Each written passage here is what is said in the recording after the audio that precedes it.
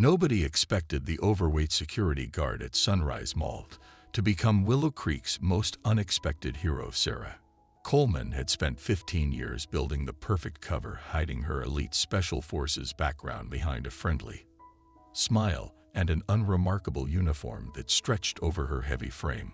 But when the notorious Devil's Hand motorcycle gang made the mistake of targeting her, they had no idea they were messing with one of the military's most lethal combat specialists. What began as simple harassment would uncover one of the largest weapons trafficking operations in the state, leading to a confrontation that would transform not just the gang, but the entire town. This is the story of how 6 bikers learned the hard way that appearances can be deceiving, and how one woman's patience and skill exposed a criminal empire hiding in plain sight. Sarah Coleman never wanted to be a hero again, but sometimes destiny has other plans. Before we jump back in, tell us where you're tuning in from, and if this story touches you, make sure you're subscribed, because tomorrow I've saved something extra special for you. The fluorescent lights of Sunrise Mall cast long shadows across the empty corridors as Sarah Coleman made her morning rounds.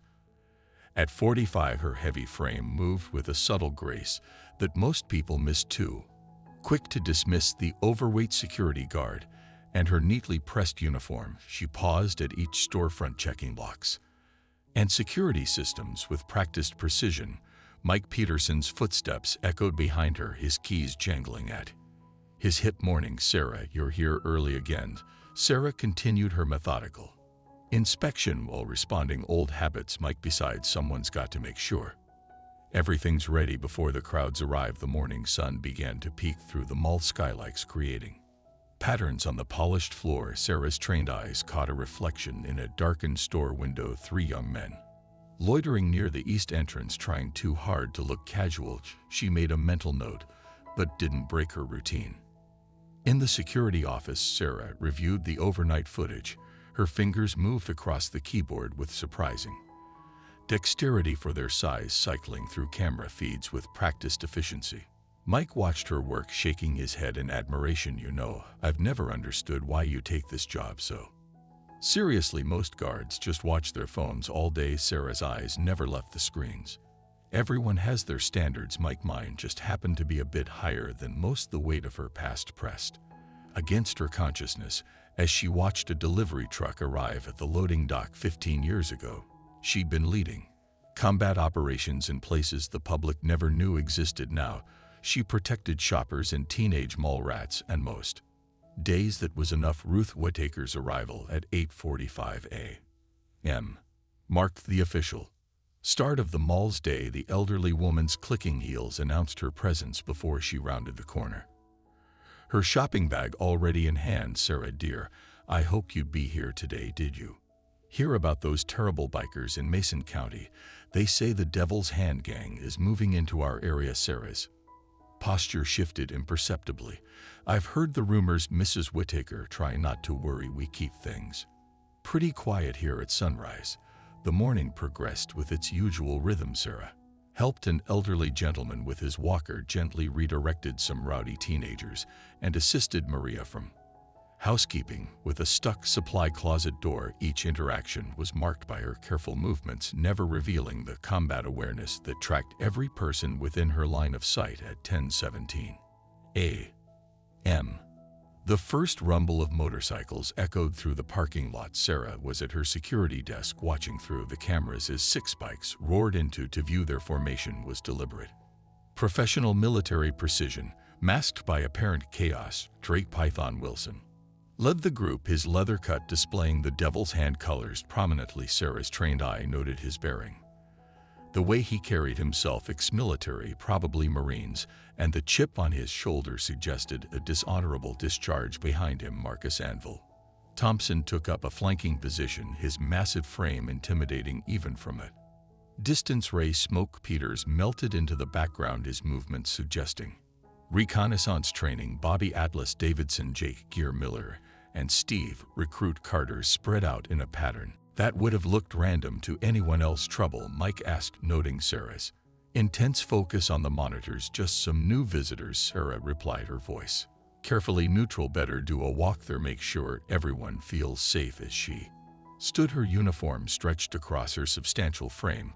The weight she'd gained after leaving the service had become its own kind of armor, making people underestimate her. Even now she could see Mike's concerned expression, wondering if she should confront potential troublemakers. The memory of her last mission flickered through her mind. The weight of command, the lives depending on her decisions. She'd chosen this quieter life for a reason, but as she watched the biker's case, the mall's layout, she recognized the signs of something bigger brewing. Sarah moved through the mall with practiced ease, acknowledging shoppers and shopkeepers alike. Her presence was reassuring, familiar, just another overweight security guard doing her rounds, but her path took her past every strategic position, noting sight lines and potential choke points with professional attention. Well, Drake's voice carried across the atrium as Sarah passed. Look what we've got here, boys. Moles got themselves the real professional security force. Laughter rippled through the gang, but Sarah caught the underlying tension in their voices. They were putting on a show, testing responses. Her hand rested casually near her radio as she turned to face them. Welcome to Sunrise Mall, gentlemen. Can I help you find anything today? Drake's eyes narrowed at her calm tone. People usually showed fear when the devil's hand arrived. Just browsing, sweetheart. Making sure the local businesses understand who their new neighbors are. Sarah maintained eye contact, her stance relaxed but ready. Well, as long as you're shopping, I'd appreciate it if you could move your bikes from the fire lane. Safety regulations, you understand. Threat in Drake's smile never reached his eyes here. That boy's safety regulations wouldn't want to cause any trouble, would we? More laughter, but Sarah noted how they positioned themselves, covering exits, watching reactions. This wasn't random intimidation. They were professionals playing at being common thugs, and that made them far more dangerous. The tension broke as an elderly veteran with a cane approached, his military bearing obvious to Sarah's trained eye. Thomas Bennett was a mall regular, and his voice carried the authority of his former rank. Everything all right here, Sarah? Just fine, Mr. Bennett, Sarah replied, not missing how Drake's posture changed at Bennett's approach. Our new friends were about to move their bikes to the proper parking area. A silent moment stretched between them, heavy with unspoken threats. Then Drake nodded, his mock courtesy masking genuine menace. Of course, wouldn't want to violate any regulations. Come on, boys. As the bikers moved away, Sarah caught fragments of their conversation. Words like shipment and schedule set off warning bells in her mind. This wasn't just gang posturing. Something bigger was building in Willow Creek. You shouldn't confront them alone, Bennett said quietly. I've heard about the devil's hand. They're not your typical troublemakers. Sarah watched the gang through the windows as they repositioned their bikes, noting how they continued to survey the mall's layout. Don't worry about me, Mr. Bennett. I can handle a few rowdy customers. But as she returned to her rounds, Sarah's mind was already processing the implications, the gang's military precision, their strategic assessment of the mall, the fragments of conversation. It all pointed to something more dangerous than simple intimidation. For 15 years, she'd maintained her cover, finding peace in the routine of civilian life.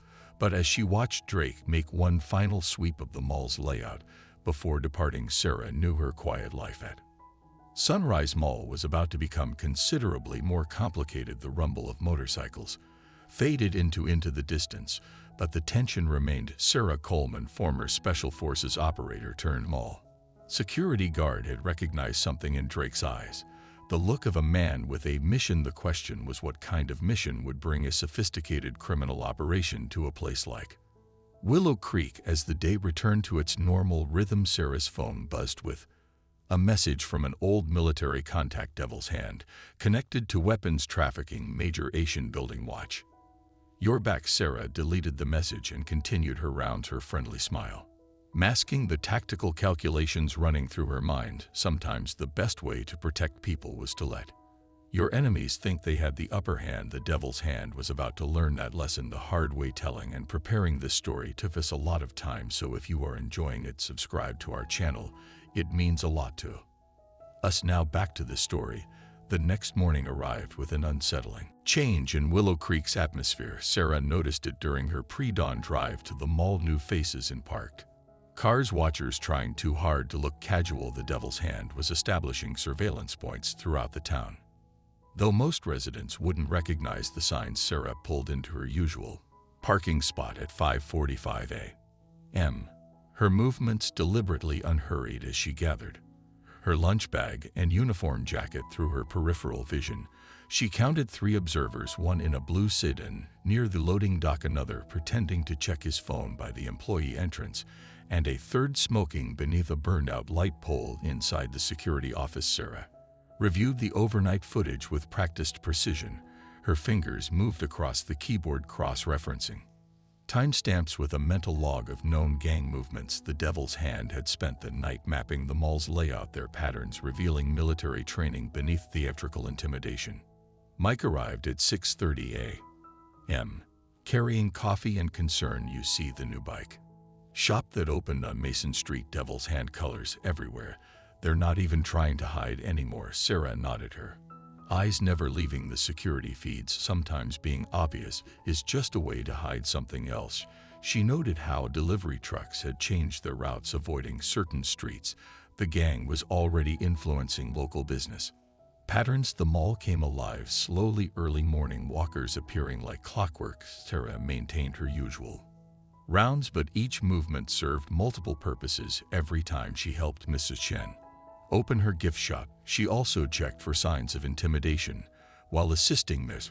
Paddle with his newsstand delivery, she documented which customers seemed unnecessarily interested in the mall's service corridors. Jenny Parker's cafe became Sarah's first stop. Once business is open, the young owner had a gift for gathering information, her counter a natural congregation point for local gossip. More importantly, Jenny had already noticed things others missed. "They were here last night," Jenny said quietly, sliding Sarah's usual coffee across the counter. 3 of them, including their leader. "They spent an hour in the back booth meeting with someone I didn't recognize. Expensive suit, military bearing." Sarah added sugar to her coffee with methodical precision. Any conversation fragments something about schedules and inspection points. The suit kept mentioning product quality. They weren't talking about motorcycle parts. The morning progressed with calculated routine. Sarah helped an elderly woman with her shopping bags. While noting how Ray's smoke heaters shadowed them from a distance, she broke up a teenage argument near the fountain, using the moment to observe Marcus Anvil Thompson's interest in the mall security camera placement. At 10:15 a.m., the pattern shifted. Drake Python Wilson arrived with Body Atlas Davidson and Steve Recruit Carter their entrance. Time to catch the morning shopping crowd. They moved from store to store, their conversations brief but intense. Shop owners emerged looking pale and quiet. Sarah intercepted Mrs. Chen before Drake reached her gift shop. "Remember what we discussed about security cameras?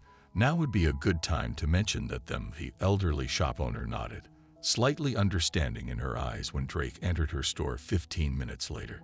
Mrs. Chen's polite but firm refusal to pay for protection was backed by clear evidence that any trouble would be recorded from multiple angles.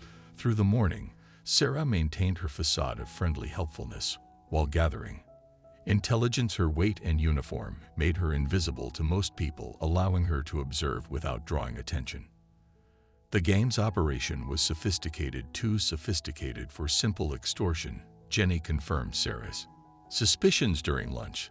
"They're using the bike shop as a front," she murmured, refilling Sarah's coffee. "Late night deliveries always with heavy security. My brother works at the gas station across the street, says they're bringing in crates that don't match any motorcycle shipments he's ever seen." Sarah's phone buzzed with a message from her military contact. "Weapons moving through 3 states. Major players involved. Territory expansion just to cover." The pieces were falling into place.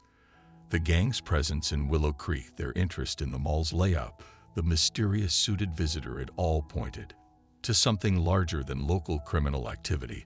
The mall's position near major highways and its multiple loading bays made it ideal for discreet shipping operations. At 2:45 p.m., Drake made his move. Sarah was helping a lost child find his mother when the gang leader approached. His casualness studied and artificial, quite the dedicated security guard. Drake observed his voice carrying Just enough mockery to draw attention, always helping people, always watching everything, kind of like you're looking. Game was about to begin. Sarah smiled slightly as she waved to Mrs. Chen, closing her shop for 15 years. She'd maintained her cover, finding peace in routine and anonymity. But as she watched Drake supervised the arrival of what appeared to be tactical specialists, she felt the familiar cold focus returning. Sometimes the best disguise was hiding in plain sight, letting your enemies think they knew exactly what they were dealing with. The devil's hand was about to discover why some ghosts were best left undisturbed. Dawn painted Willow Creek in shades of gray as Sarah drove to work, her trained eyes noting 3 separate vehicles maintaining discreet surveillance positions. The devil's hand had brought in professionals, the kind of operators who knew how to blend into suburban backgrounds while maintaining perfect coverage of their target. The mall's parking lot held more surprises. 4 new maintenance vans had appeared overnight, their generic logos and perfectly spaced parking suggesting tactical positioning rather than actual repairs. Sarah noted how their sightlines covered all major entrances. While appearing completely innocent to casual observers, Mike was already in the security office, his expression troubled. As he reviewed the overnight footage, loading dock camera went down at 3:00 a.m. Maintenance says it'll take a few days to get parts. Sarah watched the last recorded footage before the blackout.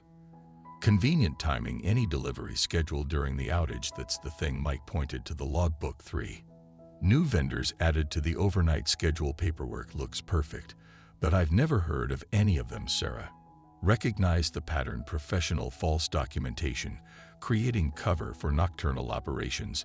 The gang was escalating their weapons movement using the mall's infrastructure exactly as she'd suspected they would. The memory surfaced unbidden, another operation years ago where similar documentation had led her team into an ambush. Captain Rodriguez had died covering their retreat, his last words a warning about getting too close to the truth. Sarah pushed the memory aside, focusing on the present threat. Jenny caught her attention as she passed the cafe, her expression carefully neutral as she prepared Sarah's usual coffee. New customers last night, she murmured. 4 men, military haircuts, trying to look civilian. They asked a lot of questions about your schedule, your routine. Sarah added sugar to her coffee with deliberate movements. They mentioned anything specific, said they were old friends looking to surprise you, but their way of moving, of watching everything, reminded me of my brother's unit in Afghanistan. The morning brought subtle signs of surveillance. Every time Sarah passed a maintenance van, radio traffic spiked on frequencies favored by professional security teams. The new shoppers who appeared during her rounds moved with too much purpose, their casual browsing masking careful observation of her movement. At 10:15 a.m.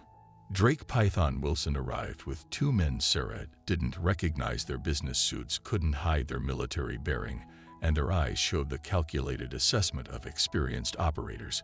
Quite the professional operation you run here, one of the suits commented as they passed her position. Very impressive security coverage, almost like someone with tactical experience designed it. Sarah maintained her role of the diligent but unremarkable security guard. Just doing my job, sir. Mall security is all about attention to detail. The second suit's smile never reached his eyes. Yes, exactly.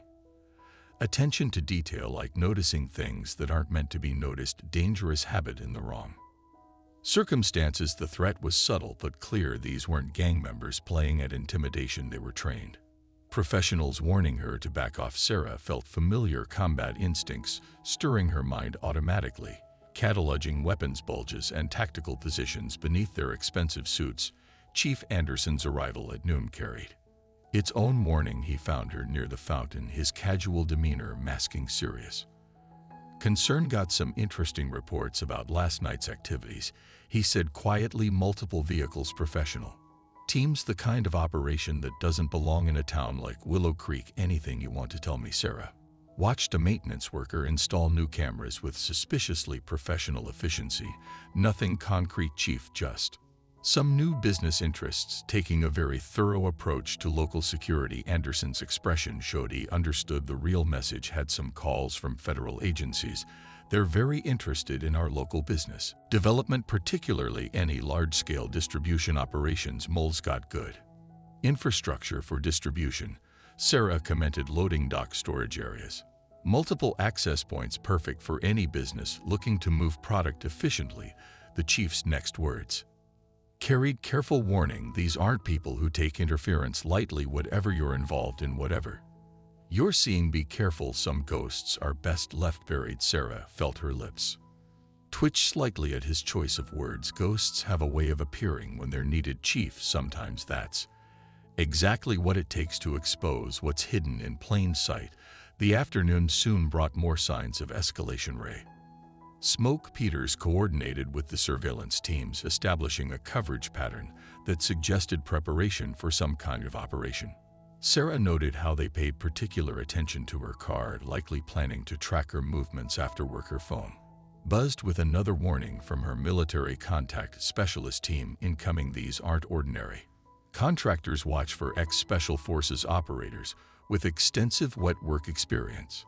Through the security cameras, Sarah watched Jake Gear Miller supervising the unloading of large crates during a convenient power fluctuation. The operation showed professional coordination, too professional for ordinary contraband. They were moving serious weapons, the kind that wouldn't appear in any legitimate shipping manifesto. At closing time, Sarah found Drake waiting by her card, his casual pose masking perfect tactical positioning. The two suits flanked him, their stance suggesting readiness for violence despite their civilized appearance. Interesting background you've got, Drake commented. Lot of gaps in your history. Periods where Sarah Coleman seems to disappear completely makes people curious about who they're really dealing with. Sarah shifted her weight, letting her bulk suggest vulnerability rather than trained mass. Not much to be curious about. I'm just a security guard doing her job. The first suit's laugh held no humor. No one, just anything, Miss Coleman. Especially not security guards who move like Special Forces operators when they think no one's watching properly. We're going to have a more detailed conversation soon, Drake added. Somewhere private where we can really discuss your interesting skill set and what you might have noticed during your very thorough security patrols. Sarah recognized the implicit threat. They were planning to take her somewhere for enhanced interrogation. These men had experience making people disappear, making deaths look accidental or natural. Looking forward to it, she replied, letting just enough of her true nature show in her smile to make them hesitate. Always enjoy professional discussions about security operations. The drive home revealed 4 separate surveillance vehicles maintaining coverage. Sarah took a deliberate route, letting them think she was trying to be subtle while actually observing their coordination patterns. These were experienced operators, which meant they'd have backup teams and ICAL support nearby. In her apartment, Sarah reviewed her mental notes while preparing dinner. The gang's weapons operation was larger than initially suspected, involving the kind of professionals who usually worked for government agencies or private military contractors. A final message appeared on her phone, confirmed wet work team arriving tomorrow.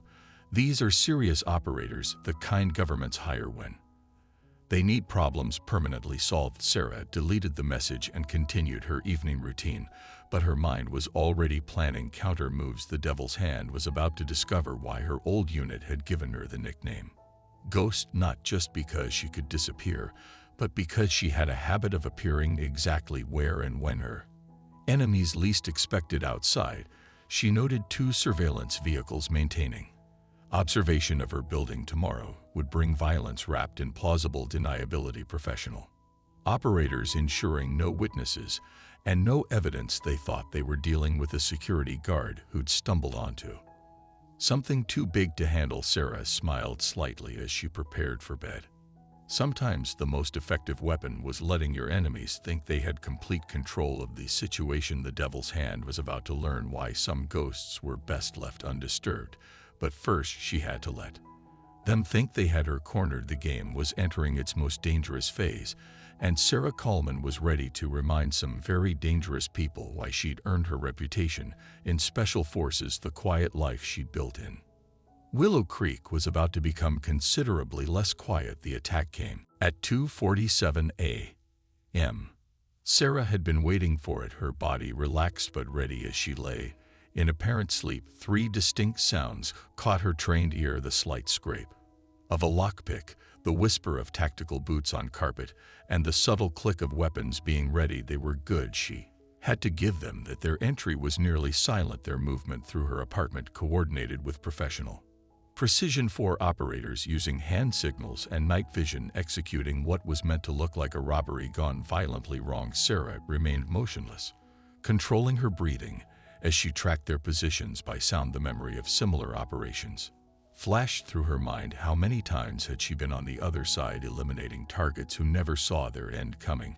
But these operators didn't know they were hunting someone who'd written the manual on their tactics. The first attacker never knew what hit him as he rounded the bedroom doorway. Sarah's apparently sleeping form became a blur of precise movement. Her weight, so often used to make her seem harmless, drove forward with trained power. A quick strike to the throat, a precise hip throw, and the operator was unconscious before his team could react. The second man managed to raise his weapon before Sarah's elbow found the nerve cluster in his shoulder, her bulk disguising the expertise of her strikes.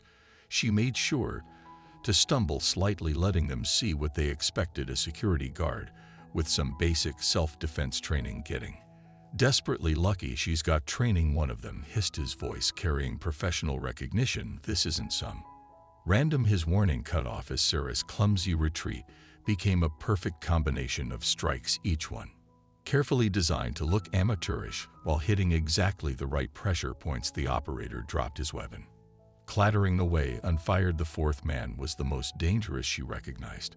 The stillness in his movements, the way he adjusted to her apparent style. This was someone with serious close combat experience. His attack was measured, probing, looking for weaknesses in her techniques. Sarah gave him exactly what he expected, letting her weight make her seem slow and uncoordinated. She stumbled over a chair, apparently exposing her back. The operator took the bait, moving in for a killing strike that would have worked on an amateur. Instead, he found himself flying through the air, his expert technique turned against him by a throw that looked far clumsier than it was. Sarah made sure to appear winded as she disabled him, maintaining her cover even in the heat of combat. The entire confrontation had lasted less than 2 minutes. 4 professional operators lay unconscious in her apartment, their weapons and equipment suggesting serious tactical training. Sarah called the police immediately, making sure to sound frightened and confused. They broke in, she told Chief Anderson when he arrived, letting her voice shake. I took some self-defense classes after my husband died. I never thought I'd actually have to use any of it. Anderson surveyed the scene, his experienced eyes noting details that didn't quite match Sarah's story. The operator's injury showed expertise that went far beyond basic self-defense, but they'd been carefully done to maintain plausible deniability. Self-defense classes, he repeated slowly, must have been some instructor. Sarah let her bulk shift nervously. I guess I got lucky again. They weren't expecting someone my size to fight back at all. The chief's next words carried careful warning. 4th lucky break this week. People might start wondering about all this luck, especially given recent interest in our town from certain federal agencies. Before Sarah could respond, her phone buzzed with an urgent message from Jenny. They're unloading something big at the mall. Heavy security professional teams.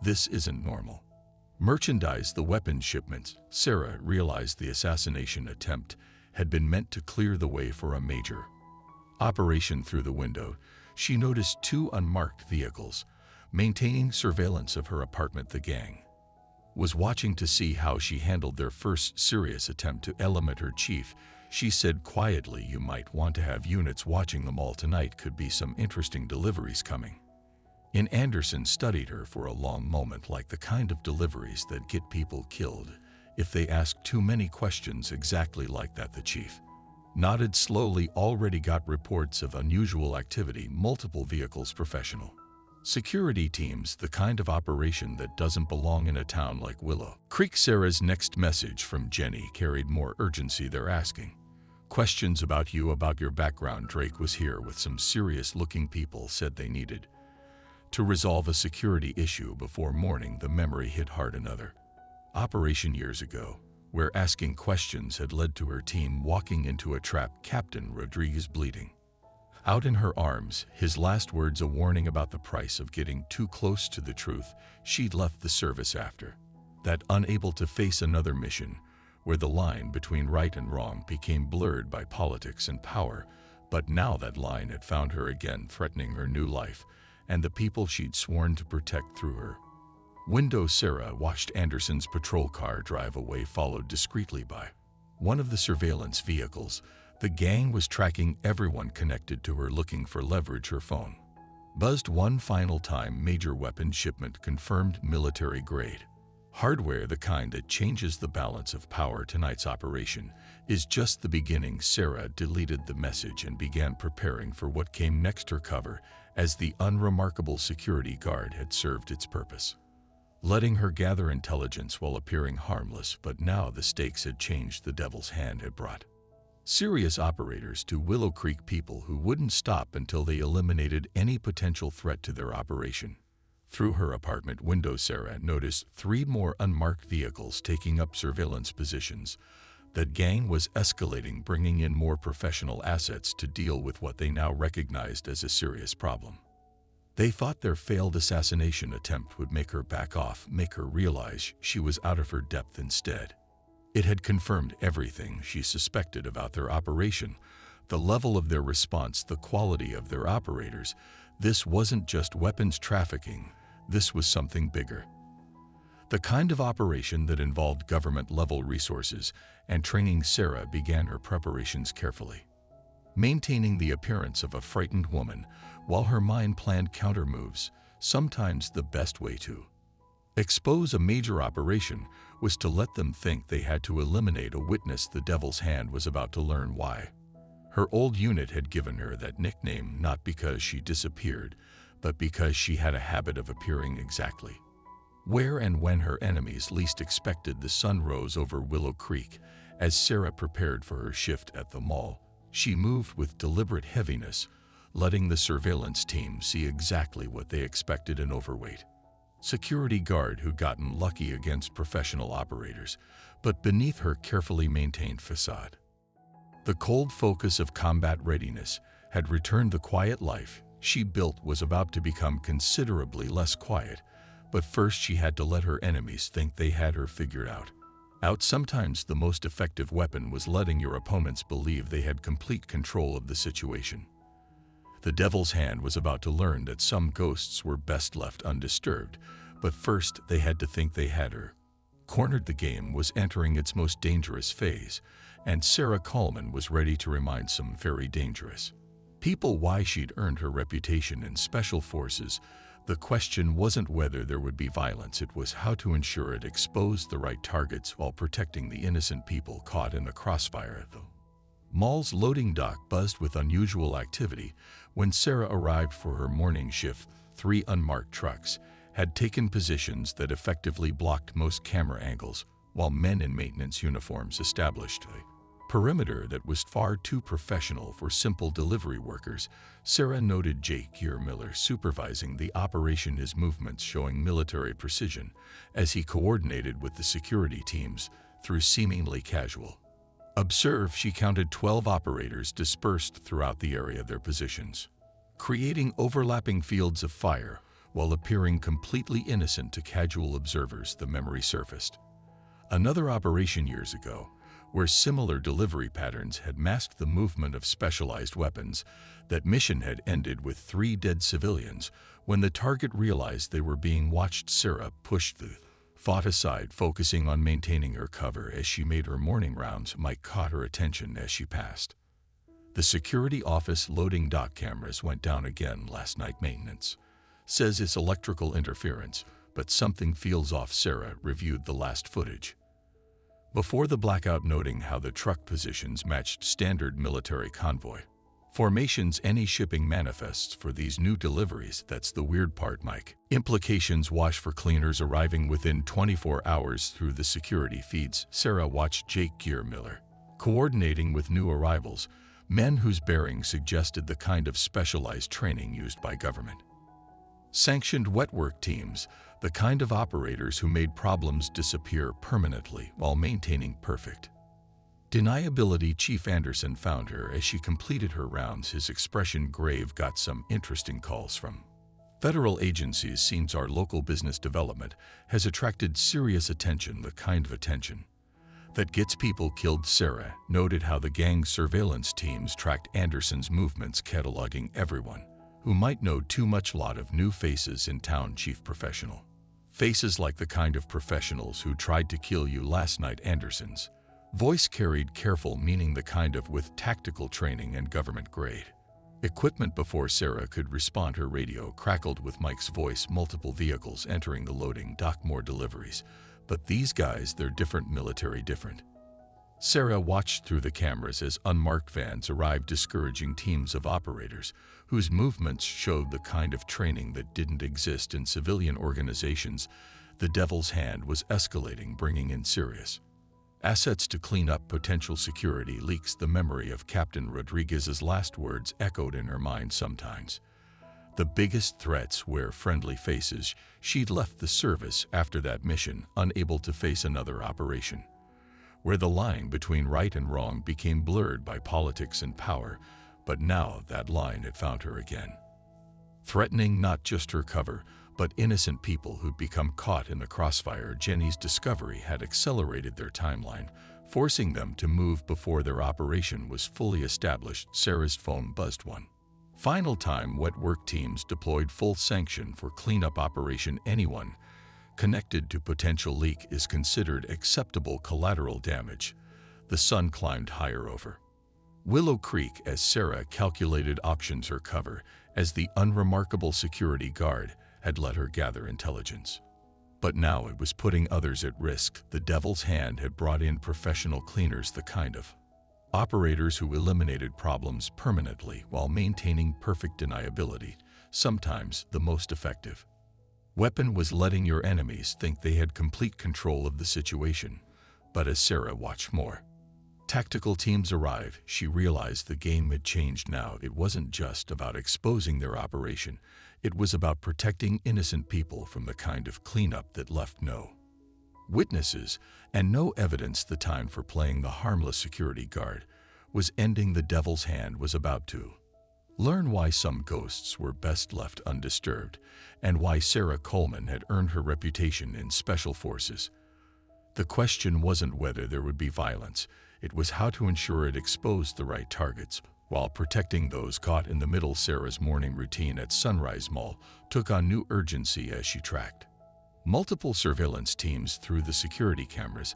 The devil's hand had transformed the loading dock into a professional operations center, their tactical teams maintaining perfect coverage while appearing to conduct normal business. Jenny's hand shook as she poured coffee in the empty cafe, her voice barely a whisper. They followed me home last night. Professional teams, just like you warned about. They're watching everyone connected to you through the cafe windows. Sarah noted 3 new observation posts. The operators showed the kind of patience that came from serious tactical training. Their casual poses masking perfect positioning for rapid response. Pack a bag, say instructed quietly, nothing obvious. Tell your brother to expect company. She remembered Jenny mentioning her brother's military service, the kind of background that would understand the significance of what his sister had witnessed. The memory of Captain Rodriguez's last operation surfaced, how quickly professional observers could become execution teams.